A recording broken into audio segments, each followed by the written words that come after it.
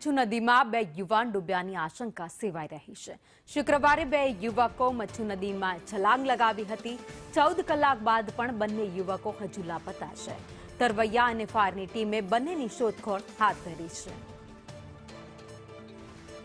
વધુ અપડેટ સાથે સંવાદદાતા જગદીશ પરમાર અમારી સાથે જોડાઈ ગયા છે। જગદીશ, મચ્છુ નદીમાં બે યુવકોએ છલાંગ લગાવી હતી, હજુ સુધી એમનો કોઈ જ પત્તો નથી લાગ્યો।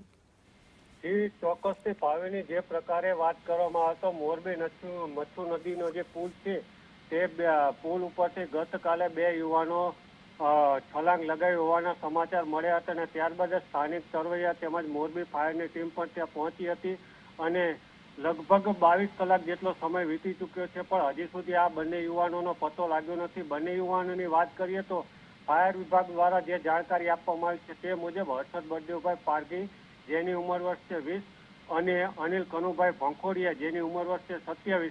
આ બંને યુવાનો ગતકાલે બપોરના આ જે મચ્છુ નદી છે તેમાં ઝંપલાવી હોવાના સમાચાર મળ્યા છે અને સાથે જ હાલમાં એસડીઆરએફ અને સ્થાનિક તરવૈયાઓ અને સાથે જ મોરબી ફાયરની ટીમ દ્વારા આ બંને યુવાનોની શોધખોળ ચાલી રહી છે। ભાવિની આભાર માહિતી માટે।